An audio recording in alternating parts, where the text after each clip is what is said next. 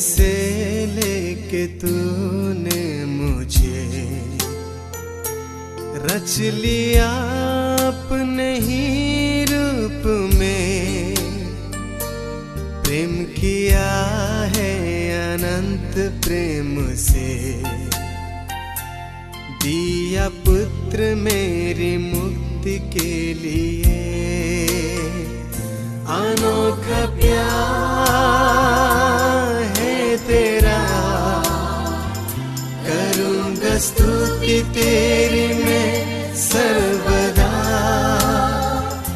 अनोखा प्यार है तेरा, करूँगा स्तुति तेरी मैं सर्वदा।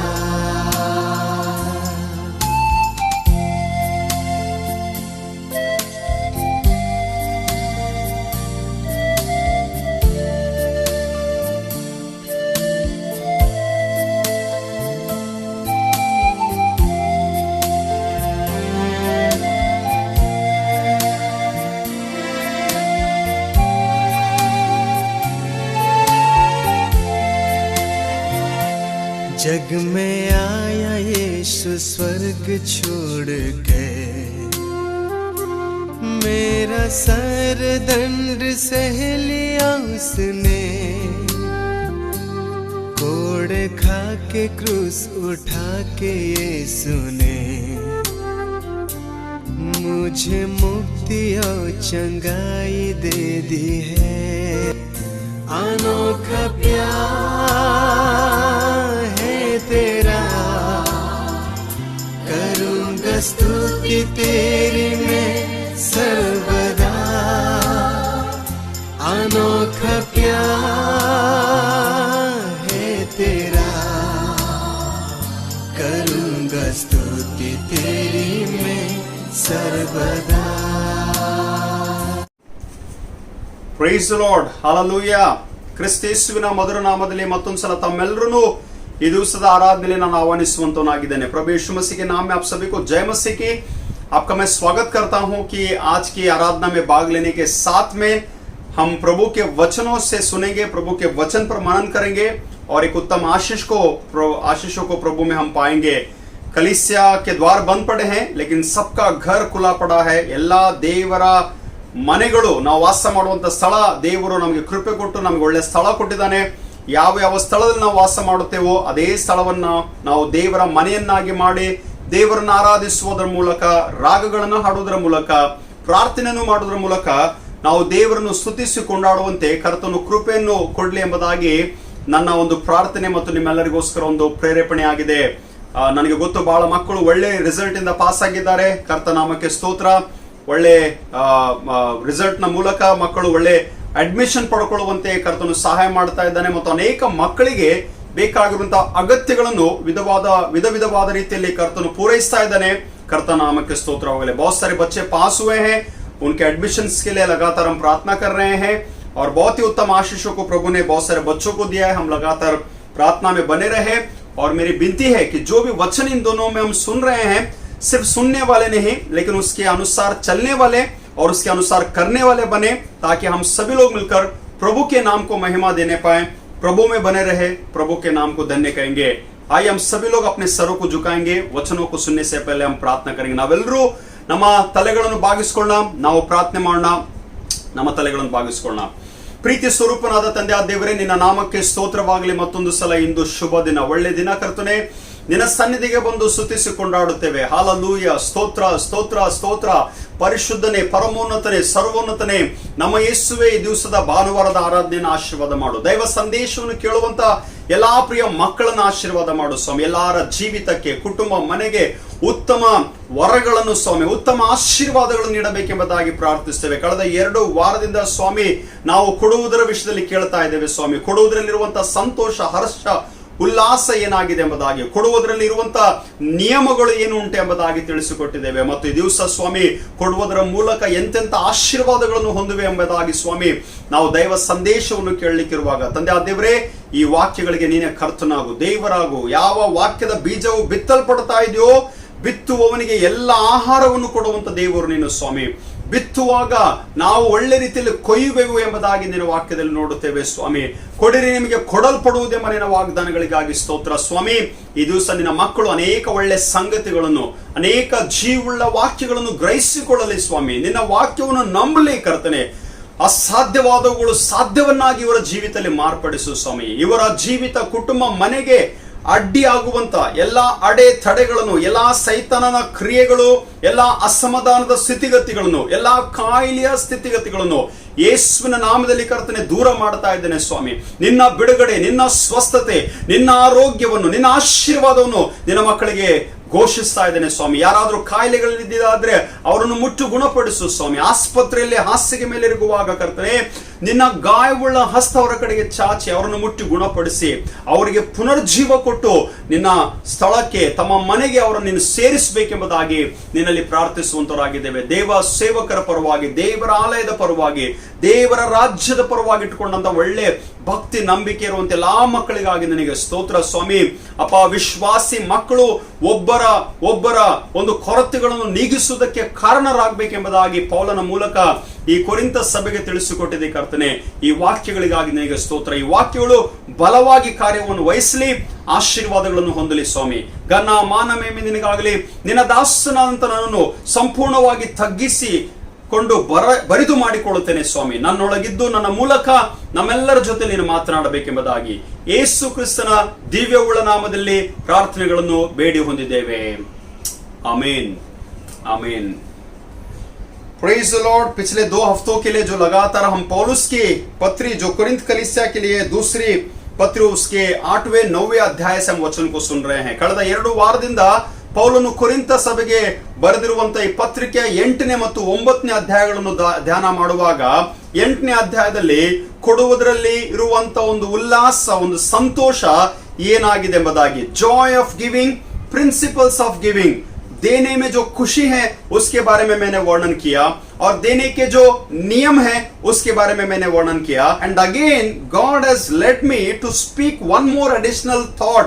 ದೇವರು ಈ ದಿವಸ ಮತ್ತೊಂದು ಸಲ ಇದೇ ಒಂದು 9ನೇ ಅಧ್ಯಾಯದಿಂದ ಇನ್ನೊಂದು ವಿಚಾರ, ಒಂದು ಕ್ಲುಪ್ತವಾಗಿರ್ಬೋದು, ಆದರೆ ಸ್ಪಷ್ಟವಾಗಿ ಕೆಲವು ಮಕ್ಕಳಿಗೆ, ದೇವ ಭಕ್ತರಿಗೆ, ದೇವ ಜನರಿಗೆ ನಾನು ಪ್ರೇರೇಪಿಸಲಿಕ್ಕೆ ಪ್ರಯತ್ನ ಮಾಡುವಂತವನಾಗಿದ್ದೇನೆ. ಕೊಡುವುದರಲ್ಲಿ ಸಂತೋಷ, ಉಲ್ಲಾಸ, ಕೊಡುವುದರ ಮೂಲಕ ಸಿಗುವಂತ ಆನಂದ ಏನುಂಟೆಂಬುದಾಗಿ ತಿಳಿಸಿಕೊಟ್ಟೆ. ಕೊಡುವುದರ ನಿಯಮಗಳು ಏನುಂಟೆಂಬುದಾಗಿ ತಿಳಿಸಿಕೊಟ್ಟೆ. ಮತ್ತು ಈ ದಿವಸ ಕೊಡುವುದರ ಮೂಲಕ ಬರುವಂತ ಆಶೀರ್ವಾದಗಳ ಬಗ್ಗೆ ತಿಳಿಸಿಕೊಡ್ಲಿಕ್ಕಿದ್ದೇನೆ. ದೇನೆ ಮೇ ಜೋ ಆಶೀಷೆ ಹೈ, ब्लेसिंग्स इन गिविंग. देने में जो आशीषें हैं उसका वर्णन जो है पौलुस यहाँ पर पत्र में करता है. ಕೊಡುವುದರಲ್ಲಿ ಎಂತಹ ಒಂದು ಶ್ರೇಷ್ಠವಾದಂತ ಆಶೀರ್ವಾದಗಳು ಉಂಟೆಂಬುದಾಗಿ ನಾವು ಕಲ್ತ್ಕೊಳ್ಳುವಂಥದ್ದು ಬಹಳ ಅಗತ್ಯ. Most of the time whenever we listen to the biblical principle, ಈ ಪವಿತ್ರ ಶಾಸ್ತ್ರದ ಅಥವಾ ಸತ್ಯವೇದದ ಒಂದು ನಿಯಮಗಳು ದೇವರ ರಾಜ್ಯಕ್ಕಾಗಿ, ದೇವರಿಗೋಸ್ಕರ ಬಿತ್ತುವಾಗ, ದೇವರಿಗೋಸ್ಕರ ಕೊಡುವಾಗ, ದೇವರಿಗೆ ನಾವು ಸಮರ್ಪಿಸುವಾಗ, ಯಜ್ಞದ ರೂಪದಲ್ಲಿ ಸಮರ್ಪಿಸ್ತಾ ಇರಬಹುದು, ಕಾಣಿಕೆಯ ಸ್ವರೂಪದಲ್ಲಿ ಸಮರ್ಪಿಸ್ತಾ ಇರಬಹುದು, ನಮ್ಮನ್ನು ನಾವೇ ಕರ್ತನಿಗೆ ಸಮರ್ಪಿಸ್ತಾ ಇರಬೇಕು. Anything that you will give it to the Lord. ನೀನು ಕರ್ತನಿಗೆ ಏನನ್ನು ಸಲ್ಲಿಸುತ್ತೀಯೋ ಕರ್ತನು ಅದನ್ನು 2ರಷ್ಟು, 4ರಷ್ಟು, 10ರಷ್ಟು, 100ರಷ್ಟು ಆತನು ಹಿಂತಿರುಗಿಸುವಂತವನಾಗಿದ್ದಾನೆ. Hallelujah, praise the Lord. जब कभी भी हम प्रभु के राज्य में जो कुछ भी हम बोते हैं ना, चाहे हम 10 गुना बोए, हम 4 गुना बोए, या फिर हम 30 गुना बोए, 60 गुना या 100 गुना बोए, उसकी भरपूरी की आशीष जो है परमेश्वर हमें दोबारा प्रदान करता है. ಅನೇಕ ಆಶೀರ್ವಾದಗಳನ್ನು ಆತನು ಕೊಡುವಂತವನಾಗಿದ್ದಾನೆ. There is also saying whenever we pray and we read, we listen to this, our God is a God of blessing. ನಮ್ಮ ದೇವರು ಆಶೀರ್ವಾದದ ದೇವರಾಗಿದ್ದಾನೆ. ನಮ್ಮ ದೇವರು ಕೊಡುವಂತ ದೇವರಾಗಿದ್ದಾನೆ. You know, our God is not a God who snatches. हमारा परमेश्वर छीनने वाला परमेश्वर नहीं है, हमसे लेने वाला परमेश्वर नहीं है, हमें देने वाला परमेश्वर. Our God is a God of giving, He is a God of peace, He is a God of blessings, He is a God of abundance. अन्ना भरपूरी के आशीषों को देने वाला परमेश्वर हमारा परमेश्वर है. ಅಬ್ರಾಮನಿಗೆ ವಾಗ್ದಾನ ಸ್ವರೂಪವಾಗಿ ಆತನ ಜೊತೆಲಿ ನೋಡಿಕೊಂಡು ಮೋಶೆಗೆ ವಾಗ್ದಾನ ಸ್ವರೂಪವಾಗಿ ಆತನು ನಡ್ಕೊಂಡನು. ಎಲ್ಲಾ ಪ್ರವಾದಿಗಳಿಗೆ, ಎಲ್ಲಾ ಅರಸರಿಗೆ, ಅನೇಕ ಯಾಜಕರಿಗೆ ಮತ್ತು ಅನೇಕ ದೇವ ಭಕ್ತರಿಗೆ ದೇವರು ಆತನು ನಂಬಿಗಸ್ತನಾಗಿ ನಡ್ಕೊಂಡು ಆತನು ಯಾವ ಯಾವ ವಾಗ್ದಾನಗಳನ್ನು ಮಾಡಿದನು ಆತನು ನೆರವೇರಿಸಿದನು, ಆತನು ಕೊಟ್ಟನು ಎಂಬುದಾಗಿ ನೋಡುವಂತವರಾಗಿದ್ದೇವೆ. So God fulfils, God provides and God gives, because our God is a God of blessing. ನಮ್ಮ ದೇವರು ಕೊಡುವಾತನಾಗಿದ್ದಾನೆ, ನಮ್ಮ ದೇವರು ಪೂರೈಸುವಾತನಾಗಿದ್ದಾನೆ, ನಮ್ಮ ದೇವರು ನಮ್ಮ ಅಗತ್ಯಗಳನ್ನು ನೀಡುವಂತವನಾಗಿದ್ದಾನೆ. ಯಾಕಂದ್ರೆ ನಮ್ಮ ದೇವರು ಆಶೀರ್ವಾದದ ದೇವರಾಗಿದ್ದಾನೆ. ಈಗ ಈ ದೇವರಿಗೋಸ್ಕರ, ಈ ಕರ್ತನಿಗೋಸ್ಕರ ನಾವು ಬೀಜವನ್ನು ಬಿತ್ತುವಾಗ, ಆತನಿಗೆ ಕೊಡುವಾಗ ಬಹಳ ಒಳ್ಳೆ ವಾಕ್ಯಗಳಿದ್ದಾವ್ರಿ. ಅನೇಕ ಸಲ ನಾವು ಆಲೋಚನೆ ಮಾಡ್ತೀವಿ, ಯಾರಿಗೆ ಕೊಡಬೇಕು, ಹೇಗೆ ಕೊಡಬೇಕು, ಎಷ್ಟು ಕೊಡಬೇಕು, ಕೊಟ್ಟ ಮೇಲೆ ಇನ್ನೂ ಕೊಡಬೇಕಾ, ಇನ್ನೆಷ್ಟರವರೆಗೆ ಕೊಡಬೇಕು, ಇನ್ನೆಷ್ಟರ ಮಟ್ಟಿಗೆ ಕೊಡಬೇಕೆಂಬುದಾಗಿ ಹೇಳುವಾಗ ಕೊಡುವುದರ ನಿಯಮಗಳನ್ನು ನಾನು ತಿಳಿಸಿಕೊಟ್ಟೆ ಆಗಿದೆ. ಕೊಡುವುದರಲ್ಲಿರುವಂತಹ ಸಂತೋಷದ ಬಗ್ಗೆ ಹೇಳಿ ಆಗಿದೆ. ಅದರ ಒಂದು ವಚನ ಈ ರೀತಿಯಲ್ಲಿ ಹೋಗ್ತದೆ, ಕೇಳಿಸ್ಕೊಳ್ರಿ. ಬಡವರಿಗೆ ದಯೆ ತೋರಿಸುವವನು ಕರ್ತನಿಗೆ ಸಾಲ ಕೊಡುವಂತವನಾಗಿದ್ದಾನೆ. ಜ್ಞಾನೋಕ್ತಿಗಳ ಪುಸ್ತಕ 19ನೇ ಅಧ್ಯಾಯ 17ನೇ ವಚನ, ಯಾಕೋಬನ ಪತ್ರಿಕೆ 1ನೇ ಅಧ್ಯಾಯ 27ನೇ ವಚನದಲ್ಲಿ ಕೂಡ ಈ ವಾಕ್ಯವು ಬರೆಯಲ್ಪಟ್ಟಿದೆ. ಯಾಕೋಬನ ಪತ್ರಿಕೆ 1ನೇ ಅಧ್ಯಾಯ 27ನೇ ವಚನ ಕೂಡ ಓದ್ತೀನಿ, ಕೇಳಿಸ್ಕೊಳ್ರಿ. ದಿಕ್ಕಿಲ್ಲದವರನ್ನು, ವಿಧವೆಯರನ್ನು ಪರಾಮರಿಸಿ ತನಗೆ ಪ್ರಪಂಚದ ದೋಷವು ಹತ್ತದಿಂದ ನೋಡಿಕೊಂಡಿರೋದೇ ತಂದೆಯಾದ ದೇವರ ಸನ್ನಿಧಾನದಲ್ಲಿ ಶುದ್ಧವೂ ನಿರ್ಮಲವೂ ಆಗಿರುವ ಒಂದು ಭಕ್ತಿಯಾಗಿದೆ. ನಾವು ಬಡವರಿಗೆ ಕೊಡುವವನು, ಬಡವರಿಗೆ ಸಾಲ ಕೊಡುವಂತವನು, ಬಡವರಿಗೆ ದಾನ ಧರ್ಮ ಮಾಡುವಂತವನು, ಬಡವರ ಅಗತ್ಯಗಳನ್ನು ನೋಡಿಕೊಳ್ಳುವಂತವನು, ಬಡವರ ಪರಿಸ್ಥಿತಿಗಳಲ್ಲಿ ಅವರಿಗೆ ಸಹಾಯವನ್ನು ನೀಡುವಂತವನು ಯೆಹೋವ ದೇವರಿಗೆ, ಕರ್ತನಿಗೆ ಸಾಲ ಕೊಡುವಂತವನಾಗಿದ್ದಾನೆ. Is it not so strange to read? ಇದು ಆಶ್ಚರ್ಯವಾಗುವಂತ ಒಂದು ಸಂಗತಿಯಾಗಿದೆ, ಗೊತ್ತುಂಟಾ? ನಾವು ಎಷ್ಟರವ್ರಿ ದೇವರಿಗೆ ಸಾಲ ಕೊಡುವಂತವ್ರು? ನಮ್ಮ ಯೋಗ್ಯತೆ ಎಷ್ಟುಂಟ್ರಿ ದೇವರಿಗೆ ಸಾಲ ಕೊಡುವಂಥದ್ದು? ಅದರ ಅರ್ಥ ಏನ್ ಗೊತ್ತುಂಟಾ? ನಾವು ಏನಾದ್ರೂ ಸಹಾಯ ಮಾಡಿದ್ರೆ, ನಾವು ದೇವರ ರಾಜ್ಯದಲ್ಲಿ ಬಿತ್ತಿದ್ರೆ, ಬರೀ ಬಡವರಿಗೋಸ್ಕರ ಅಲ್ಲ, ಆದ್ರೆ ಕೊಡುವಂತರ ವಿಷಯದಲ್ಲಿ ದೇವರಿಗೋಸ್ಕರ, ದೇವರ ಕೆಲಸಕ್ಕೋಸ್ಕರ, ದೇವರ ರಾಜ್ಯಕ್ಕೋಸ್ಕರ ನಾವು ಬಿತ್ತುವಾಗ ನಾವೇನ್ ಮಾಡ್ತಾ ಇದೀವಿ ಗೊತ್ತುಂಟಾ? ದೇವರಿಗೆ ಸಾಲ ಕೊಡುವಂತವರಾಗಿದ್ದೇವೆ.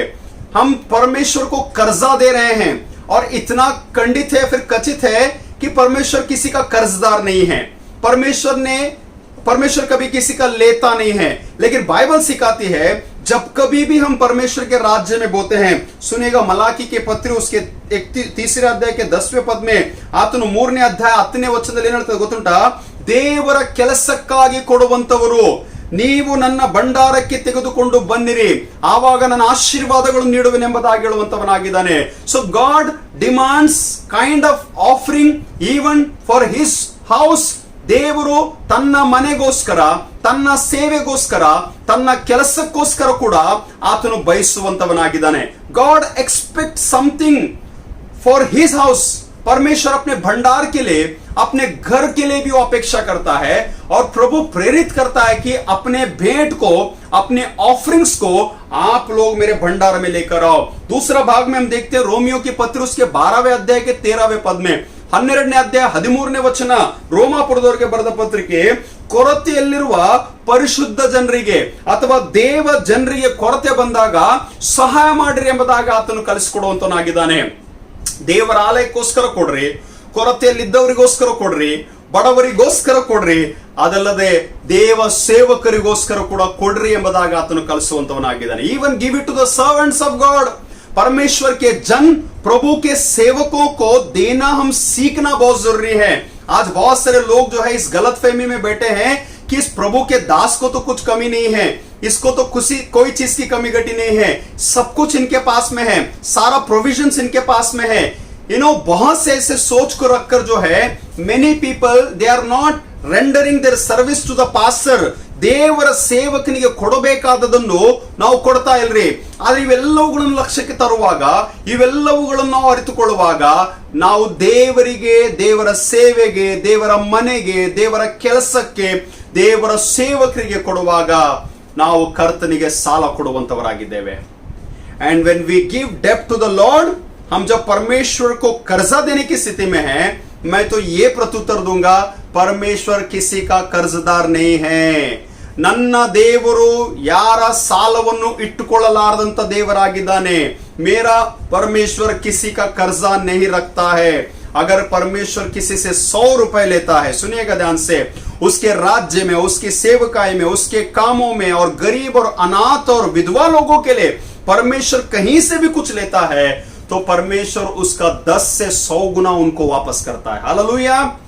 ದೇವರು 10% ಪ್ರತಿಶತ ಅವರಿಗೆ ಆತನು ಹಿಂತಿರುಗಿಸುವಂತವನಾಗಿದ್ದಾನೆ, ಅವರಿಗೆ ವಾಪಸ್ ಆತನು ಕೊಡುವಂತವನಾಗಿದ್ದಾನೆ. ಆದ್ರಿಂದ ಕರ್ತನಿಗೆ ನಾವು ಕೊಡುವಾಗ ನಾವು ಎಂಥ ಮನಸ್ಸಿನಿಂದ ಕೊಡಬೇಕು ಮತ್ತು ನಾವು ಕೊಟ್ಟಾಗ ಎಂತ ಆಶೀರ್ವಾದಗಳು ಉಂಟು ಎಂಬುದಾಗಿ ನಾವು ನೋಡುವಂತವರಾಗಿದ್ದೇವೆ. So you need to ask yourself that how much you are sowing in the kingdom of God. ದೇವರ ರಾಜ್ಯದಲ್ಲಿ ನೀನು ಏನು ಬಿತ್ತುತ್ತಾ ಇದ್ದಿ ಎಂಬುದಾಗಿ ನೀವು ಪ್ರಶ್ನೆ ಮಾಡ್ಕೊಳ್ಬೇಕ್ರಿ. ಕೆಲವು ಸಲ ಜನರ ವಿಷಯದಲ್ಲಿ ಕೇಳುವಾಗ ನಾವೇನು ಕೇಳಿಸ್ಕೊಳ್ತೀವಿ ಗೊತ್ತುಂಟಾ? ಇವ್ರ ಹತ್ರ ಎಲ್ಲ ಉಂಟ್ರಿ, ಆದ್ರೆ ಇವ್ರು ಯಾವಾಗ್ಲೂ ಕೊಡುವುದಿಲ್ರಿ. They never give. They have a heart of giving. इनके पास में देने का मन नहीं है, हम कहते हैं. लेकिन मैं आपको बता दूं, जो एक वचन यहाँ पर छिपा पड़ा है उसको गहराई से समझना है. जो 9वे अध्याय के 10 और 11वे पद, ಈ 9ನೇ ಅಧ್ಯಾಯದ 10ನೇ ಮತ್ತು 11ನೇ ವಚನ ಲಕ್ಷ್ಯವಿಟ್ಟು ನಾವು ಕೇಳಬೇಕು. ಏನ್ ಗೊತ್ತುಂಟಾ? ಬಿತ್ತುವವನಿಗೆ ಬೀಜವನ್ನು, ಕೇಳಿಸ್ಕೊಂಡ್ರ? ಬಿತ್ತುವವನಿಗೆ, ಪೌಲನು ಕೊರಿಂಥದವರಿಗೆ ಬರೆದ 2ನೇ ಪತ್ರಿಕೆ 9ನೇ ಅಧ್ಯಾಯ 10 ಮತ್ತು 11ನೇ ವಚನ. ಬಿತ್ತುವವನಿಗೆ ಬೀಜವನ್ನು, ಉಣ್ಣುವವನಿಗೆ ಆಹಾರವನ್ನು ಕೊಡುವಾತನು, ನಿಮಗೂ ಬಿತ್ತುವುದಕ್ಕೆ ಬೀಜವನ್ನು ಕೊಟ್ಟು ಹೆಚ್ಚಿಸಿ ನಿಮ್ಮ ಧರ್ಮ ಕಾರ್ಯಗಳಿಂದ ಆಗುವ ಫಲಗಳನ್ನು ವೃದ್ಧಿಪಡಿಸುವನು. ಹೀಗೆ ನೀವು ಎಲ್ಲಾ ವಿಷಯಗಳಲ್ಲಿ ಐಶ್ವರ್ಯವಂತರಾಗಿದ್ದು ಉದಾರವಾಗಿ ಕೊಡಶಕ್ತರಾಗುವಿರಿ. ಇದಲ್ಲದೆ ನಿಮ್ಮ ದಾನಗಳು ನಮ್ಮ ಕೈಯಿಂದ ಮತ್ತೊಬ್ಬರಿಗೆ ಸೇರಿದಾಗ ದೇವರಿಗೆ ಕೃತಜ್ಞತಾಸ್ತುತಿ ಉಂಟಾಗುವುದು. ಹೇಗೆಂದರೆ ನೀವು ನಡೆಸುವ ಈ ಧರ್ಮದ ಕಾರ್ಯವು ದೇವರ ಜನರ ಕೊರತೆಗಳನ್ನು ನೀಗುವುದು ಮಾತ್ರವಲ್ಲದೆ ಅನೇಕರಿಂದ ದೇವರಿಗೆ ಕೃತಜ್ಞತಾಸ್ತುತಿ ಉಂಟಾಗುವುದು ಎಂಬುದಾಗಿ ವಾಕ್ಯದಲ್ಲಿ ಬರೆಯಲ್ಪಟ್ಟಿದೆ. 10ನೇ ವಚನ, 11ನೇ ವಚನ, 12ನೇ ವಚನ. ಬಿತ್ತುವವನಿಗೆ ಬೀಜವನ್ನು, ಉಣ್ಣುವವನಿಗೆ ಆಹಾರವನ್ನು ಕೊಡುವಾತನಾಗಿದ್ದಾನೆ. ಇವೆಲ್ಲವುಗಳನ್ನು ಮಾಡಿ ನಮ್ಮ ಧರ್ಮ ಕಾರ್ಯಗಳಿಂದ ನಮ್ಮ ಫಲಗಳನ್ನು ವೃದ್ಧಿಪಡಿಸುವಂತವನಾಗಿದ್ದಾನೆ. Listen to this very carefully. The first blessings in giving, प्रभु के राज्य में देने से आने वाला पहला आशीष क्या है पता है? परमेश्वर के राज्य में पहला आशीष ये है कि परमेश्वर आपके फल को बढ़ाएगा. ದೇವರು ನಿನ್ನ ಫಲಗಳನ್ನು ವೃದ್ಧಿಪಡಿಸುವಂತವನಾಗಿದ್ದಾನೆ. एक छोटा सा बच्चा आता है, ಏನೋ ಮತ್ತಾಯನ ಬರೆದ ಸುವಾರ್ತೆಯಲ್ಲಿ ನಾವು ಯೇಸು ಸ್ವಾಮಿ 5,000 ಜನರಿಗೆ ಊಟ ಮಾಡಿಸಿದ ಎಂಬುದಾಗಿ ನಾವು ಓದ್ಕೊಳ್ತೀವ್ರಿ. ಈ 5,000 ಮಂದಿ ಬರೇ ಗಂಡು ಮಕ್ಕಳು, ओनली पुरुष लोग हैं. 5,000 लोग, महिलाओं की संख्याओं की गिनती वहां पर नहीं है, बच्चों की गिनती वहां पर नहीं है. लेकिन प्रभु यीशु मसीह अपने 12 चेलों के साथ में मिलकर 5,000 लोगों को खाना खिलाया करके हम हमेशा पढ़ते हैं. और प्रभु ने धन्यवाद दिया उस रोटी मछली को लेकर हम पढ़ते हैं. लेकिन उस बीच में इसे पढ़ना बहुत जरूरी है कि जब वो लोग भोजन का आयोजन कर रहे थे तो बाइबल या फिर पैसेज बताती है कि उनके पास में खाने के लिए कुछ नहीं था. ಅವ್ರ ಹತ್ರ ಊಟ ಆಹಾರಕ್ಕಾಗಿ ಏನಿರ್ಲಿಲ್ರಿ. ಶಿಷ್ಯರು ಮಾತಾಡ್ತಿದ್ದಾರೆ ಗುಸುಗುಸು ಅಂತ ಹೇಳಿ. ಏನಂತೆ? ಸ್ವಾಮಿ, ನಾವು ಊರೊಳಕ್ಕೆ ಹೋಗಿ ಆಹಾರ ತರೋಷ್ಟಿಲ್ಲ, ನಾವು ಇಷ್ಟು ಜನರಿಗೆ ಊಟದ ಸಿದ್ಧತೆ ಮಾಡೋಷ್ಟಿಲ್ಲ. ಆದ್ರೆ ನಾವು ಏನ್ ಮಾಡಬೇಕು, ಹೇಗೆ ಸಿದ್ಧತೆ ಮಾಡಬೇಕೆಂಬ ಒಂದು ವಿಚಾರದಲ್ಲಿರುವಾಗ ಒಂದು ಚಿಕ್ಕ ಹುಡುಗ, ಒಂದು ಚಿಕ್ಕ ಮಗು ಬಂದು ಯೇಸು ಸ್ವಾಮಿಯ ಕೈಯಲ್ಲಿ ಅಥವಾ ಶಿಷ್ಯರ ಕೈಯಲ್ಲಿ ಆ 5 ರೊಟ್ಟಿ 2 ಮೀನು ತರುವಂತವನಾಗಿದ್ದಾನೆ. ಆ 5 ರೊಟ್ಟಿ 2 ಮೀನನ್ನು ತಂದು ಕೊಡುವಂತವರಾಗಿದ್ದಾರೆ. और जिस पल में प्रभु यीशु मसीह के हाथ में वो 5 रोटी 2 मछली मिलता है, वो कौन लाता है? एक छोटा सा, एक नन्हा सा बालक जो है, एक बच्चा जो है, प्रभु के पास में लाकर उस चीज को अर्पण करता है जहां पर उस चीज पर उस बच्चे का हक है. उस बच्चे से बिलोंग करता है वो टिफिन, वो भोजन. लेकिन उस बच्चे ने उस प्रभु के हाथ में समर्पित किया जो प्रभु उसे बहुतायत से मल्टीप्लाई करने की आशीष को या फिर क्षमता को रखता है. ಯಾವ ಪ್ರಭುವಿನ ಕೈಯಲ್ಲಿ ತಂದು ಕೊಡ್ತಿದ್ದಾನೆ ಗೊತ್ತುಂಟಾ? ಯಾವ ಪ್ರಭು ಅದನ್ನು 100ರಷ್ಟಲ್ರಿ 1000ರಷ್ಟು ಮಟ್ಟಿಗೆ ಅದನ್ನು ವಿಸ್ತಾರಗೊಳಿಸುವುದಕ್ಕೆ, ಹೆಚ್ಚು ಮಾಡುವುದಕ್ಕಾಗಿ, ಅದನ್ನು ಬಹಳಷ್ಟು ಬೆಳೆಸುವುದಕ್ಕಾಗಿ ಒಂದು ಯೋಗ್ಯತೆ, ಒಂದು ಶಕ್ತಿ, ಒಂದು ಬಲವನ್ನು ಇಟ್ಟುಕೊಂಡಂತ ಕ್ರಿಸ್ತನ ಹಸ್ತದಲ್ಲಿ ಬಂದು ಕೊಡುವಾಗ ಬರೀ 5 ರೊಟ್ಟಿ 2 ಮೀನು, 5 ರೊಟ್ಟಿ 2 ಮೀನು 5,000 ಜನರಿಗೆ ಆತನು ಊಟ ಮಾಡಿಸನೆಂಬುದಾಗಿ ನೋಡುತ್ತೇವೆ. When you have something, you must bring it to the Lord. हमें प्रभु के सामने लाना बहुत जरूरी है और उस फल को, उस भेंट को, उस भंडार को परमेश्वर प्रभु यीशु मसीह उससे विस्तार करेगा. ಆತನು ಬಹಳಷ್ಟು ಧರ್ಮ ಕಾರ್ಯಗಳಿಂದ ಆಗುವ ಫಲಗಳನ್ನು ವೃದ್ಧಿಪಡಿಸುವನು, ವೃದ್ಧಿಪಡಿಸುವನು, ವೃದ್ಧಿಪಡಿಸುವನು. बहुत सारे मसीह लोग आज के दिन में गवाही देते हैं. मान लो किसी के 25 साल की जिंदगी की पुरानी घटना को याद करें. ಕೇಳಿಸ್ಕೊಂಡ್ರೆ ಚೆನ್ನಾಗಿ. 25 ವರ್ಷಗಳ ಹಿಂದಿನ ನಿಮ್ ಕತೆ ಹೇಳ್ಬೇಕಂದ್ರೆ, 25 ವರ್ಷಗಳ ಹಿಂದಿನ ಹಿನ್ನೆಲೆ ಹೇಳ್ಬೇಕಂತಂದ್ರೆ, 25-30 ವರ್ಷಗಳ ಹಿಂದಿನ ನಿಮ್ದು ಯೋಗ್ಯತೆ, ನಿಮ್ ಸ್ಥಿತಿ ಗತಿಗಳನ್ನು ಹೇಳ್ಬೇಕಂದ್ರೆ, ನಮ್ಮಲ್ಲಿ ಅನೇಕ ಜನರು ಏನ್ ಹೇಳ್ತೀವಿ ಗೊತ್ತುಂಟಾ? ನಾವು ಬಹಳ ಬಡವರಿದ್ದೀವ್ರಿ, ನಾವು ಬಹಳ ಝೋಪಡಾದಲ್ಲಿ ವಾಸ ಮಾಡ್ತಿದ್ದೀವ್ರಿ, ನಮ್ಮ ಮನೆ ಬಹಳ ಚಿಕ್ಕದಾಗಿತ್ರಿ, ನಮ್ಮ ಸಂಬಳ ಇಷ್ಟೇ ಆಗಿತ್ರಿ, ನಾವು ಸಾಲಗಳಲ್ಲಿ ಒಳಗಾಗಿದ್ದೀವ್ರಿ, ನಾವು ಬಡ್ಡಿಗೆ ಹಣ ತರ್ತಿದ್ದೀವ್ರಿ. ಕೆಲವು ಡ್ಯಾಡೀಸ್ಗಳು ಹೇಳ್ತಾರೆ, ಕೇಳಿಸ್ಕೊಡ್ರಿ, ನಾವು ಒಂದು ವೇಳೆ ಒಂದು ಡಿಪಾರ್ಟ್ಮೆಂಟ್, ಒಂದು ಜಾಗದಲ್ಲಿ ಕೆಲಸ ಮಾಡಿದ್ರು ನಾವು ಇನ್ನೊಂದು ಕೆಲಸ ಮಾಡ್ತಿದ್ವಿ, ನಾವು ಹಣಗಳನ್ನು ಕೂಡಿಸ್ತಿದ್ದೀವ್ರಿ, ನಮ್ಮ ಮಕ್ಕಳನ್ನು ಓದಿಸಿದ್ವಿ ಎಂಬುದಾಗಿ ಹೇಳ್ಕೊಂಡು ಹೇಳ್ಕೊಂಡು ಹೇಳ್ಕೊಂಡು ಇವತ್ತಿನ ದಿವಸ ದೇವರು ನಮ್ಮನ್ನೆಲ್ಲ ಆಶೀರ್ವಾದ ಮಾಡಿದ್ದಾನೆ. ದೇವರು ನಮಗೆ ಇರ್ಲಿಕ್ಕೆ ಸ್ಥಳ ಕೊಟ್ಟಿದ್ದಾನೆ, ನಮಗೆ ಸಣ್ಣ ಮನೆಯಿಂದ ದೊಡ್ಡ ಮನೆ ಕೊಟ್ಟಿದ್ದಾನೆ ಎಂಬುದಾಗಿ ಹೇಳ್ತಾನೆ, ನಮಗೆ ಚಿಕ್ಕ ಸಂಬಳದಿಂದ ದೊಡ್ಡ ಸಂಬಳ ಕೊಟ್ಟಿದ್ದಾನೆ ಎಂಬುದಾಗಿ ಹೇಳ್ತಾನೆ. ಆದರೆ ದೇವರು ನಮ್ಮ ಬೀಜ, ನಮ್ಮ ಫಲಗಳನ್ನು, ನಮ್ಮ ಸಂಪತ್ತನ್ನು ಆತನು ವೃದ್ಧಿಗೊಳಿಸುವಾಗ, ಆತನು ಬೆಳೆಸುವಾಗ ಕೊಡುವುದರಲ್ಲಿ ಬಂದಂತ ಆಶೀರ್ವಾದಗಳು ಅವೇ ಎಂಬುದಾಗಿ ಹೇಳಲಿಕ್ಕೆ ಇಷ್ಟಪಡುವಂತನಾಗಿದ್ದೇನೆ. ಕೆಲವರು ದೇವರಿಗೆ ಸಲ್ಲಿಸಿ ಆಶೀರ್ವಾದ ಹೊಂತಾರೆ. ಕೇಳಿಸ್ಕೊಳ್ತೀರಾ? ಮುಂದಿನ ವಚನ ಕೇಳಿಸ್ಕೊಡ್ರಿ, ನಾನು ಇದನ್ನು ಉಪಯೋಗಿಸಲು ಇಷ್ಟಪಡ್ತೇನೆ. ನೀವು ಎಲ್ಲಾ ವಿಷಯಗಳಲ್ಲಿ ಐಶ್ವರ್ಯವಂತರಾಗಿದ್ದು ಉದಾರವಾಗಿ ಕೊಡ ಶಕ್ತರಾಗುವಿರಿ ಎಂಬುದಾಗಿ. ಯಾವುದ್ರಲ್ಲಿ ಐಶ್ವರ್ಯ ಅಂತ?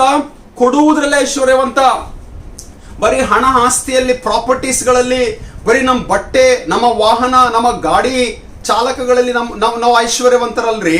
ಆದ್ರೆ ದೇವರ ರಾಜ್ಯದಲ್ಲಿ ಕೊಡುವುದರ ಮೂಲಕ ನಾವು ಐಶ್ವರ್ಯವಂತರಾಗುವುದು ಅಂತದ್ದು ಬಹಳ ಅಗತ್ಯ. I must become rich in giving, and that is how God is going to bless me abundantly. ದೇವರು ನನ್ನನ್ನು ಐಶ್ವರ್ಯವಂತನಾಗಿ ಮಾಡಬೇಕಂದ್ರೂ ಕೂಡ ನಾನು ಎಷ್ಟು ಬಿತ್ತುತ್ತಾ ಹೋಗ್ತೀನೋ, ಎಷ್ಟು ಕೊಡುತ್ತಾ ಹೋಗ್ತೀನೋ, ಎಷ್ಟು ನಾನು ಸಲ್ಲಿಸುತ್ತೀನೋ, ಕೊಟ್ಟ ಮೇಲೆ ಕೂಡ ಇನ್ನು ಕೊಡ್ತಾ ಹೋಗುವಂತ ಒಂದು ಮನಸ್ಸನ್ನು ಇಟ್ಕೊಳ್ತೀನೋ, ಆವಾಗಲೇ ದೇವರು ನನ್ನ ಕಾರ್ಯಗಳನ್ನು, ನನ್ನ ಧರ್ಮ ಕಾರ್ಯಗಳನ್ನು, ನನ್ನ ಕಾಣಿಕೆಯನ್ನು, ನನ್ನ ಕುಟುಂಬವನ್ನು, ನನ್ನ ಸಂಪತ್ತನ್ನು, ನನ್ನ ಸಂಬಳವನ್ನು ಆತನು ಆಶೀರ್ವಾದ ಮಾಡಿ ಅದನ್ನು ವೃದ್ಧಿಗೊಳಿಸುವಂತವನಾಗಿದ್ದಾನೆ, ಆತನು ಬೆಳೆಸುವಂತವನಾಗಿದ್ದಾನೆ, ಅದನ್ನು ವಿಸ್ತಾರ ಮಾಡುವಂತವನಾಗಿದ್ದಾನೆ. ಅದೇ ದೇವರ ಇಟ್ಟಂತ ಒಂದು ಯೋಜನೆ ಆಗಿದೆ. ದೇವರು ಕೊಡುವುದರಲ್ಲಿ ಬರುವಂತ ಆಶೀರ್ವಾದ ಗೊತ್ತುಂಟ? ಆತನು ನಮ್ಮ ಫಲಗಳನ್ನು ಆತನು ವೃದ್ಧಿಪಡಿಸುವಂತವನಾಗಿದ್ದಾನೆ. ಎರಡನೇದಾಗಿ ಬರುವಂತ ಆಶೀರ್ವಾದ ಗೊತ್ತುಂಟ? ಆತನು ನಮಗೋಸ್ಕರ ಪರಲೋಕದಲ್ಲಿ ಗಂಟು ಮಾಡಿಕೊಡುವಂತವನಾಗಿದ್ದಾನೆ. ಇನ್ ಅದರ್ ವರ್ಡ್ಸ್, ನಾವು ಪರಲೋಕಕ್ಕಾಗಿ ಗಂಟು ಮಾಡಿಕೊಳ್ಳುವಂತವರಾಗಿದ್ದೇವೆ. When you sow the seed, जब हम प्रभु के राज्य में देते हैं ना, सांसारिक रूप से कितना इकट्ठा कर रहे वो मायने नहीं रखता है. बाइबल बहुत स्पष्ट है कि संसार के लिए इकट्ठा मत करो. ಭೂಲೋಕದಲ್ಲಿ ಗಂಟು ಮಾಡಿ ಇಟ್ಕೊಳ್ಬೇಡ್ರಿ. ಮತ್ತಾಯನ ಬರೆದ ಸುವಾರ್ತೆ 6ನೇ ಅಧ್ಯಾಯ ಕೇಳಿಸ್ಕೊಳ್ರಿ, 20ನೇ ವಚನದಿಂದ.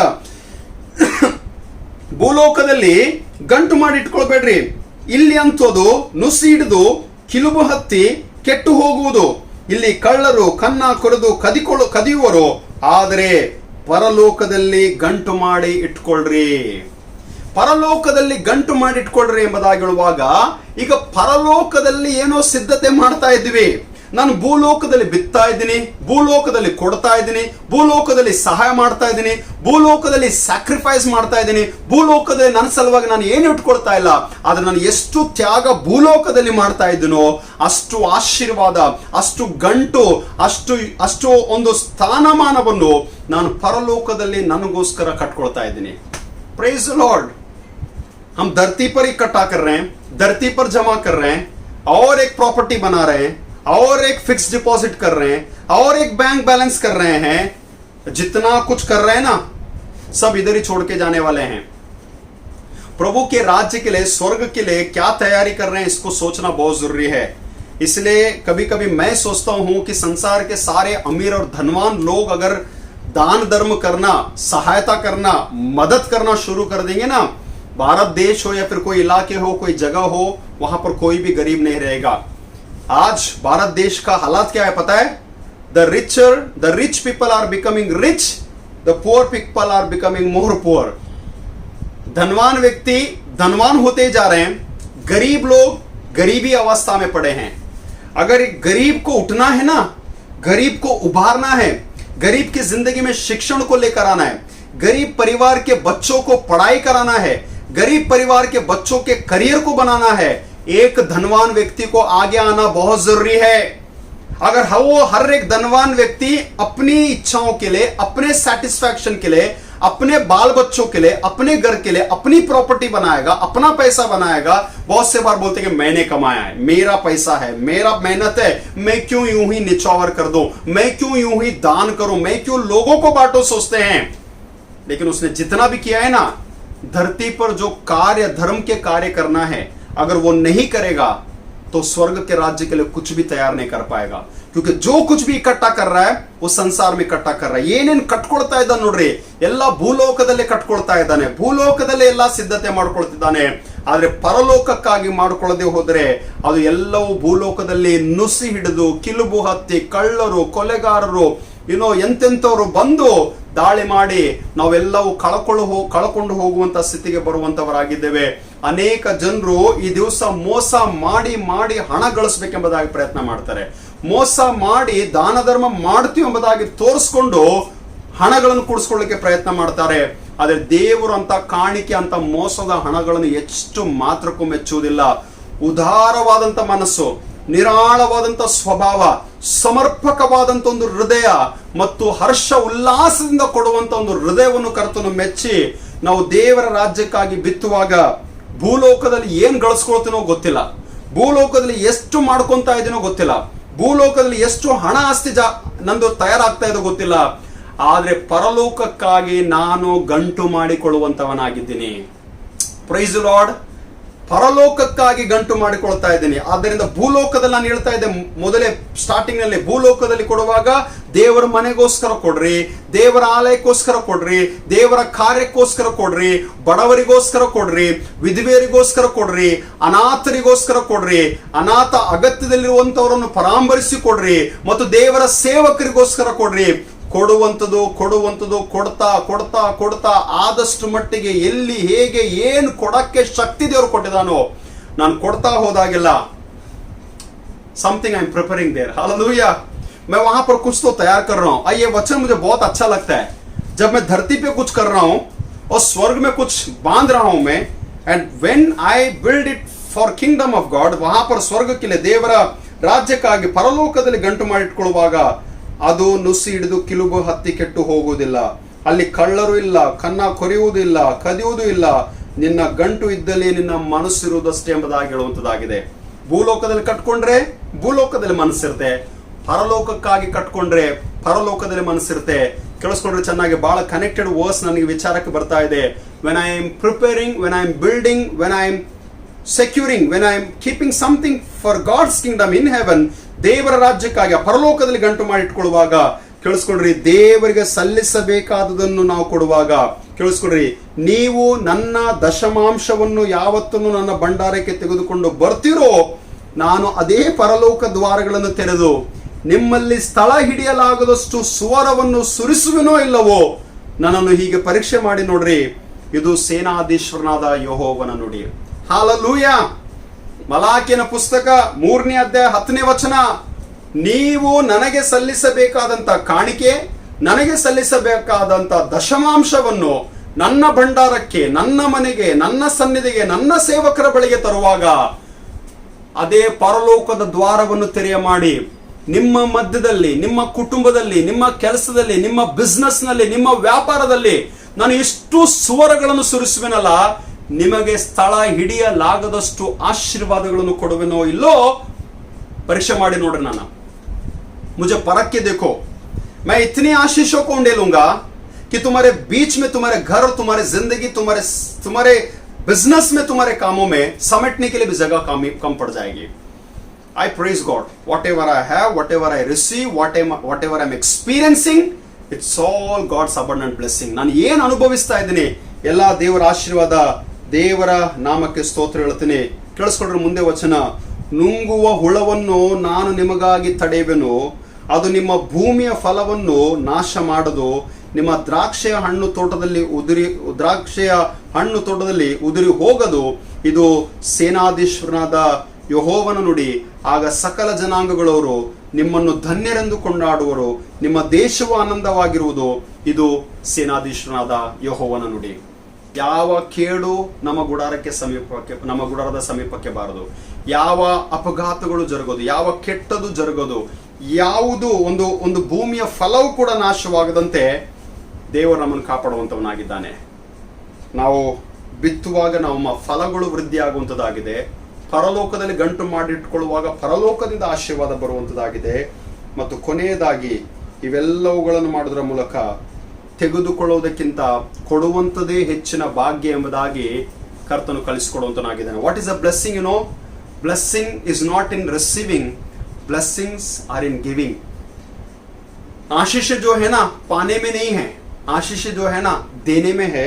वही प्रेरितों के काम उसके 20वें अध्याय में जब हम आते हैं 35वें पद में, ಅಪೊಸ್ತಲ ಕೃತ್ಯಗಳು 20ನೇ ಅಧ್ಯಾಯಕ್ಕೆ 30ನೇ ವಚನದಲ್ಲಿ ನಾವು ಬರುವಾಗ ಕೇಳಿಸ್ಕೊಳ್ರಿ, ಅಲ್ಲಿ ವಾಕ್ಯ ಏನ್ ಬರೋದು ಗೊತ್ತುಂಟ? 35ನೇ ವಚನ, ತೆಗೆದುಕೊಳ್ಳುವುದಕ್ಕಿಂತ ಕೊಡುವುದೇ ಹೆಚ್ಚಿನ ಭಾಗ್ಯವೆಂಬುದಾಗಿ ಕರ್ತನಾದ ಯೇಸು ತಾನೇ ಹೇಳಿದ ಮಾತುಗಳನ್ನು ನೆನಪಿನಲ್ಲಿಟ್ಟುಕೊಂಡಿರಬೇಕೆಂಬುದಾಗಿ ಆತನು ಹೇಳುವಂತವನಾಗಿದ್ದಾನೆ. ತೆಗೆದುಕೊಳ್ಳುವುದಕ್ಕಿಂತ ಕೊಡುವುದೇ ಹೆಚ್ಚಿನ ಭಾಗ್ಯ, ಹೆಚ್ಚಿನ ಸೌಭಾಗ್ಯ. ಇದೇ ಯೇಸು ಸ್ವಾಮಿ ಕಲಿಸಿಕೊಟ್ಟಿರುವಂಥದ್ದು ನೆನಪಿನಲ್ಲಿಟ್ಕೊಳ್ರಿ ಎಂಬುದಾಗಿ ಪೌಲನು ಸಭೆಗೆ ತಿಳಿಸುವಂತವನಾಗಿದ್ದಾನೆ. ಒಂದೇ ವಿಚಾರ ಹೇಳಿ ಮುಗಿಸ್ತಾ ಇದನ್ನು ಕೇಳಿಸ್ಕೊಳ್ರಿ. ಅನನೀಯ ಮತ್ತು ಸಫೇರಳು 5ನೇ ಅಧ್ಯಾಯ, ಅದೇ ಅಪೊಸ್ತಲ ಕೃತ್ಯಗಳು, ದೇವರಿಗೋಸ್ಕರ ಏನೋ ಮಾಡಬೇಕೆಂಬುದಾಗಿ ಬಯಸಿ ಅವರಿದ್ದಂತ ಸ್ಥಳ ಮಾರಿಬಿಟ್ರೆ, that is very good. First step is very nice. प्रभु के लिए कुछ करना चाहते हैं ना, बहुत अच्छा है कि हम प्रभु के लिए हमारा घर का जमीन बेच के प्रभु के राज्य में, प्रभु के भंडार में हम पहुंचाए. अब उन्होंने क्या सोचा पता है? अब जो उन्होंने बेचा वो सब कुछ प्रभु के लिए दे देना था. ಏನ್ ಅವ್ರು ಮಾರಾಟ ಮಾಡಿ ಹಣ ಬಂದಿತ್ತು ನೋಡ್ರಿ, ಅವ್ರು ದೇವರ ರಾಜ್ಯಕ್ಕಾಗಿ ಕೊಡಬೇಕಾಗಿತ್ತು. ಅದೇನ್ ಮಾಡಿದ್ರು? ತಮಗೋಸ್ಕರ ಸ್ವಲ್ಪವನ್ನು ಇಟ್ಕೊಂಡ್ರು. They kept something for themselves. उन्होंने अपने लिए रखा, इसलिए अपने लेने से बढ़कर देना ही बड़ी क्रिया है, देना ही बड़ा समर्पण है, देने में सबसे बड़ी आशीष है. ತಮಗೋಸ್ಕರ ಇಟ್ಕೊಳ್ಳದೆ ಮಾತ್ರ ಅಲ್ಲದೆ ಅವರು ಯೇಸುವಿನ ಶಿಷ್ಯರು ಬಾಗಿಲು ಬಳಿಯಲ್ಲಿ ಬಂದು ನಿಂತ್ಕೊಂಡಾಗ ಅವರು ಸುಳ್ಳು ಮಾತಾಡಿದ್ರು ಎಂಬುದಾಗಿ ನೋಡುತ್ತೇವೆ. ಅನನೀಯ ಮತ್ತು ಸಫೇರಳು ಸುಳ್ಳು ಮಾತಾಡಿ, ನೀವು ಈ ಭೂಮಿ ಹೊಲ ಜಾಗ ಮಾರಿದು ಇಷ್ಟೇ ಹಣಕ್ಕಂತ ಎಂಬುದಾಗಿ ಹೇಳುವಾಗ ಅಷ್ಟೇ ಹಣ ಎಂಬುದಾಗಿ ಹೇಳಿ ಒಬ್ಬರ ನಂತರ ಒಬ್ಬರು ಅನನೀಯ ಮತ್ತು ಸಫೇರಳು ಅದೇ ಬಾಗಿಲ ಮೇಲೆ ಸತ್ತು ಅವರ ಶವವನ್ನು ಹೊತ್ಕೊಂಡೋಗಿ ಶಿಷ್ಯರು ಸಮಾಧಿ ಮಾಡಿದ್ರು ಎಂಬುದಾಗಿ ನೋಡ್ತೇವೆ. ಅವ್ರು ಏನ್ ಪಡ್ಕೊಂಡಿದ್ರು ಅವರು ಕೊಡುವುದರಲ್ಲಿ ಅವರು ಸಮರ್ಪಕರಾಗಿರ್ಲಿಲ್ಲ ಎಂಬುದಾಗಿ ನೋಡ್ತೇವೆ. जो उन्होंने पाया वो देने का समर्पण किए थे, और जब देने का समय आया उन्होंने उसे नहीं चुकाया. आज बहुत सारे मसीह लोगों में, बहुत सारे कलीसिया में, बहुत सारे चर्चेस में, बहुत सारे लोगों में यही कमी घटी है. You have decided in your mind, ನಿನ್ನ ಮೈಂಡ್ ಅಲ್ಲಿ ಏನೋ ಆಲೋಚನೆ ಮಾಡಿದ್ರೆ ನೀನು ಕೊಡಬೇಕೆಂಬುದಾಗಿ, ಆದ್ರೆ ಕೊಡುವಂತ ಟೈಮ್ ಬರಾಗ ನೀನು ಕೊಡಲ್ಲ. ನಿನ್ನಲ್ಲಿ ಸಮರ್ಪಣೆ ಇರುತ್ತೆ, ನಾನು ಏನಾದ್ರೂ ಮಾಡಬೇಕೆಂಬುದಾಗಿ. ಅದಕ್ಕೋಸ್ಕರ ಯಾವಾಗ ಹೇಳ್ತೀನಿ, when you have decided you do it on the spot. जब आपको करना है प्रभु के राज्य में, उसे तुरंत ही करना बहुत ही उत्तम है, बहुत ही श्रेष्ठ है, बहुत ही उम्दा है और बहुत ही आशीष में ठहरता है. आज मैं अपना इन 3 संडे से जो लगातार मैं देने के विषय में बात कर रहा हूं, इन बातों को बोलकर मैं प्रेरित करना चाहूंगा कि देने में बहुत सारे आशीषें हैं. कहां दे रहे हैं, किसे दे रहे हैं, कितना दे रहे हैं, कब दे रहे हैं, इसका भी ज्ञान रखना बहुत जरूरी है. ನಾವು ಎಲ್ಲಿ ಯಾವಾಗ ದೇವರ ರಾಜ್ಯಕ್ಕಾಗಿ ಬಿತ್ತುತ್ತೀವೋ ಇದು ಬಹಳ ಮುಖ್ಯವಾಗಿದೆ. ಬಹಳ ಜನರಿಗೆ ದಶಮ ಭಾಗದ ತಿಳುವಳಿಕೆ ಅರಿವು ಉಂಟಾಗಲ್ರಿ. बहुत सारे लोगों को ये समझ नहीं आता है कि हमारा टाइथ जो देना है उसमें बहुत सारे लोग कॉम्प्रोमाइज करते हैं, देते नहीं है. ತಿಂಗಳ ಕಾಣಿ ಕೊಡ್ತೀವಿ, ಮನ್ಸ್ ಬಂದಾಗ ಡೊನೇಷನ್ ಕೊಡ್ತೀವಿ, ಇಲ್ಲಿ ಯಾಕೆ ಕೊಡಬೇಕು, ಮೆಥಡಿಸ್ಟ್ ಚರ್ಚ್ಗೆ ಯಾಕೆ ಕೊಡಬೇಕು, ಆ ಚರ್ಚ್ ಕೊಡಬೇಕು, ಆ पादरी ಕೊಡಬೇಕು, ಆ इंडिपेंडेंट ಕೊಡಬೇಕು ಎಂಬುದಾಗಿ ಹೇಳ್ತೀವಿ. किसी ने कहीं पर एग्जांपल दिया, बहुत ही कॉमन रहेगा जो मेरे माइंड में आ रहा है. एक बार ऐसे होता है कि आप या मैं एक रेस्टोरेंट में जाकर खाना खाते हैं, और जब जिस रेस्टोरेंट में जाकर हम खाना खाते हैं ना, उस मेज पर बैठे, ऑर्डर किया, मेन्यू देखा, भरपूर पेट खाना खाया, 1000 रुपए का एक बिल हो गया. जब 1000 रुपए का बिल होता है, आपका फर्ज क्या बनता है?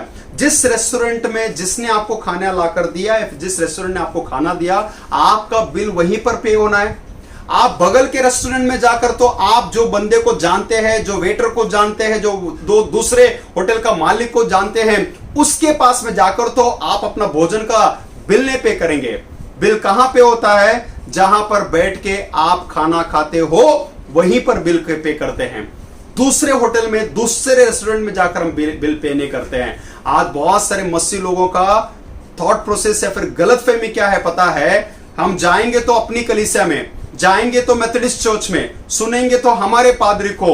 आज मैं इतना ही कहना चाहूंगा, जो तुम्हारा आत्मिक अगुवा है, जो तुम्हें आत्मा में बढ़ा रहा है, जो तुम्हें वचन में बढ़ा रहा है, जो तुम्हें प्रार्थना में बढ़ा रहा है, जो तुम्हारा अगुवा है, the one who is your shepherd, जो आपका आत्मिक चरवाहा है, आपका भंडार, आपका बेट, आपका ऑफरिंग उसी कलीसिया में, उसी के पास में जाना बहुत जरूरी है. You cannot listen, you cannot be part of this church and go and offer something somewhere else. ನೀನ್ ಈ ಸಭೆಗಿದ್ದು ಈ ಸಭೆಯಲ್ಲಿ ಕೊಡೋದು ಬಿಟ್ಟು ನೀನ್ ಬೇರೆ ಕಡೆಗೆ ಹೋಗಿ ಮನಸ್ಸು ಬಂದಂಗೆ ಮಾಡ್ತೆ ಅಂತಂದ್ರೆ ದೇವರು ನಿನ್ನನ್ನು ಮೆಚ್ಚುವುದಿಲ್ಲ. In other words, you stick on to one place. एक जगह पर रहो, एक ही जगह पर आराधना में अटेंड हो जाओ, एक ही जगह में एक ही मेंटर को, एक ही आत्मिक अगुवा को लेकर चलो, उसके अनुसार उसमें बढ़ो, वहीं पर अपने भेंट को समर्पण करो, वहीं पर उनसे बहुत सारी भली बातों को सीखो और उसी में प्रभु में बढ़ो. वहीं पर आशीष हैं. ಆದ್ರಿಂದ ದೇವರು ಕೊಡುವುದರಲ್ಲಿ ಅನೇಕ ಆಶೀರ್ವಾದಗಳನ್ನು ಇಟ್ಟಿದ್ದಾನೆ. ಪರೀಕ್ಷೆ ಮಾಡಬೇಡ್ರಿ, ತಡ ಮಾಡಬೇಡ್ರಿ, ದೇವ್ರ ಕಾಣಿಕೆ ನಿಲ್ಲಿಸಬೇಡ್ರಿ. ಆದರೆ ದೇವರಿಗೆ ಸಲ್ಲಿಸುವಾಗ ಉದಾರವಾಗಿ, ಉಲ್ಲಾಸವಾಗಿ, ಯಾಕಂದ್ರೆ ಸಂತೋಷವಾಗಿ ಕೊಡುವವನ ಮೇಲೆ ಕರ್ತನಿಗೆ ಪ್ರೀತಿ ಉಂಟು ಎಂಬುದಾಗಿ ಆತನ ವಾಕ್ಯಗಳುಂಟು. ಈ ಪ್ರೀತಿಯಲ್ಲಿ ದೇವರು ನಮ್ಮೆಲ್ಲ ಅಗತ್ಯಗಳನ್ನು ಪೂರೈಸಲಿ. Thank you so much for listening to me constantly. ಯಥಾ ರೀತಿಯಲ್ಲಿ ನೀವು ಕೇಳ್ತಾ ಇರ್ತೀರಿ, ಅನೇಕರು ವಾಚ್ ಮಾಡ್ತೀರಿ, ಕಾಮೆಂಟ್ಸ್ ಗಳನ್ನು ಮಾಡ್ತೀರಿ, ಪ್ರಾರ್ಥನೆಗಳನ್ನು ಮಾಡ್ತೀರಿ. ಹೃತ್ಪೂರ್ವಕವಾಗಿ ನಾನು ನಿಮಗೆ ಬಹಳ ವಂದಿಸುವಂತವನಾಗಿದ್ದೇನೆ. ನನ್ನ ಸಭೆಯವರಿಗೆ ಕೂಡ ಪ್ರೇರೇಪಿಸಿ ನಾನು ವಂದಿಸುವಂತವನಾಗಿದ್ದೇನೆ. ನಾವು ತಿರುಗಿ ಇದೇ ರೀತಿಯಲ್ಲಿ ಭೇಟಿ ಆಗ್ತಾ ಇರೋಣ. ಸ್ಥಿತಿಗತಿಗಳು ಸರಿಯಾಗಿ ದೇವರು ನಮ್ಮನ್ನು ರಕ್ಷಿಸಿ ಕಾಪಾಡಲಿ ಎಂಬುದಾಗಿ ಪ್ರಾರ್ಥನೆ ಮಾಡೋಣ. Offer something to the Lord. आपको जो भेंट देना है, आपके घर के डिब्बे में ऑफरिंग को डालो. ನಿಮ್ಮ ಕಾಣಿಕೆಗಳನ್ನು ಡಬ್ಬಿಗಳಲ್ಲಿ ಹಾಕ್ರಿ. ನಿಮ್ಮ ಕಾಣಿಕೆಗಳನ್ನು ಸಭೆಗೆ ಮುಟ್ಟಿಸೋದನ್ನು ಕಲ್ತ್ಕೊಳ್ರಿ. ಯಾರು ದೇವ ಜನರು, ದೇವ ಭಕ್ತರು, ಪ್ರತ್ಯೇಕವಾಗಿ ದೇವರ ಸೇವಕರಿಗೆ ಕೊರತೆ ಆಗದಂತೆ ನೋಡಿಕೊಳ್ಳ್ರಿ ಎಂಬುದಾಗಿ ಪ್ರೇರೇಪಿಸ್ತೀನಿ. ದೇವರು ನಿಮ್ಮನ್ನು ಆಶೀರ್ವಾದ ಮಾಡಲಿ. ಪ್ರಾರ್ಥನೆ ಮಾಡೋಣ. ಪ್ರೀತಿ ಸ್ವರೂಪನಾದ ತಂದೆ ಆ ದೇವರೇ, ನಿನಗೆ ಸ್ತೋತ್ರ. ಎಲ್ಲಾ ಒಳ್ಳೆ ವರದಾನಗಳು, ಆಶೀರ್ವಾದಗಳಿಗೆ ಮೂಲಕರ್ತನಾದಂತ ಯೇಸುವೆ, ನಿನಗೆ ಸ್ತೋತ್ರ. ಈ ದಿವಸ ನಿನ್ನ ಜೀವಳ ವಾಕ್ಯಗಳನ್ನು ಗ್ರಹಿಸಿ ನಿನಗೆ ಘನ ಮಾನ ಮಹಿಮೆಯನ್ನು ಸಲ್ಲಿಸುತ್ತೇವೆ. ಯಾರು ಬರಿ ಕೈಯಿಂದ ಹೋಗಬಾರದು, ಯಾರು ಉಪವಾಸವಾಗಿರಬಾರದು, ಯಾರು ಕಷ್ಟ ಕೊರತೆಗಳಲ್ಲಿರಬಾರದು, ಯಾರು ಬಡತನಕ್ಕೆ ಒಳಗಾಗಬಾರದು. ಸ್ವಾಮಿ, ನಿನ್ನ ಐಶ್ವರ್ಯ, ನಿನ್ನ ಸಂಪತ್ತು, ನಿನ್ನ ಆಘಾತವುಳ್ಳ ಮಹಿಮೆಯಿಂದ ತುಂಬಲ್ಪಟ್ಟಂತ ಆಶೀರ್ವಾದ ನಿನ್ನ ಮಕ್ಕಳಿಗಾಗಿ ನಾನು ಘೋಷಿಸುತ್ತೇನೆ. ನಿನ್ನ ಶುಭವು ಕೃಪೆಯವರನ್ನು ಹಿಂಬಾಲಿಸಲಿ. ಯಥಾರ್ಥವಾಗಿ ಕಾಣಿಕೆಗಳನ್ನು ಸಮರ್ಪಿಸುವಾಗ, ದಶಮ ಭಾಗಗಳನ್ನು ಕೊಡುವಾಗ, ದೇವ ಸೇವಕರನ್ನು ಸನ್ಮಾನಿಸುವಾಗ ತಕ್ಕ ಪ್ರತಿಫಲ ಇವರ ಜೀವಿತ, ಕುಟುಂಬ, ವ್ಯವಸಾಯ, ಉದ್ಯೋಗಗಳಿಗೆ ನೀನು ಹೆಚ್ಚೆಚ್ಚಾಗಿ ನೀಡು ಎಂಬುದಾಗಿ ಪ್ರಾರ್ಥಿಸ್ತೇನೆ. ಎಲ್ಲಾ ಮೂಲೆ ಮೂಲೆಗಳಿಂದ, ಪ್ರಾಂತಗಳಿಂದ, ಬೇರೆ ಬೇರೆ ಸ್ಥಳಗಳಿಂದ ದೈವ ಸಂದೇಶವನ್ನು ಕೇಳುವಂತ ಎಲ್ಲಾ ಮಕ್ಕಳಿಗಾಗಿ, ಎಲ್ಲಾ ವ್ಯೂವರ್ಸ್ಗಳಿಗಾಗಿ, ಎಲ್ಲಾ ಯೂಟ್ಯೂಬ್ ಸಬ್ಸ್ಕ್ರೈಬರ್ಸ್ಗಳಿಗಾಗಿ ನಿನಗೆ ಸ್ತೋತ್ರ. ಎಲ್ಲರನ್ನು ಆಶೀರ್ವಾದ ಮಾಡುತ್ತೇವೆ. ಘನ ಮಾನ ಮಹಿಮೆ ನಿನಗೆ ಹೇಳುತ್ತಾ ಯೇಸು ಕ್ರಿಸ್ತನ ದಿವ್ಯನಾಮದಲ್ಲಿ ಪ್ರಾರ್ಥನೆಗಳನ್ನು ಬೇಡಿ ಹೊಂದಿದ್ದೇವೆ. ಆಮೇನ್. ಈ ದಿವ್ಯವಾದ ಪ್ರೀತಿಗೆ ನಾ ಬದಲೇನು ಕೊಡುವೆ, ಸಂಪತ್ತು ಪ್ರಾಣ ಯಾವತ್ತು ಕೊಟ್ಟಾಗ್ಯೂ ಏನು ಸಾಲದು. ಆಮೇನ್. ವಿಶ್ವಾಸದಿಂದ ಕರ್ತನ ಆಶೀರ್ವಾದ ಹೊಂದಿಕೊಳ್ಳೋಣ. ಈಗಲೂ ನಮ್ಮ ಕರ್ತನಾದ ಯೇಸು ಕ್ರಿಸ್ತನ ಕೃಪೆಯು, ತಂದೆಯಾದ ದೇವರ ಪ್ರೀತಿಯು, ಪವಿತ್ರಾತ್ಮನ ಅನ್ಯೋನ್ಯತೆ, ಸಹವಾಸ ಐಕ್ಯತೆಯು ನಿಮ್ಮೆಲ್ಲರ ಸಂಗಡ ಇಂದಿಗೂ ಎಂದೆಂದಿಗೂ ಸದಾ ಕಾಲವು ನೆಲೆಗೊಂಡಿರಲಿ. ಆಮೇನ್.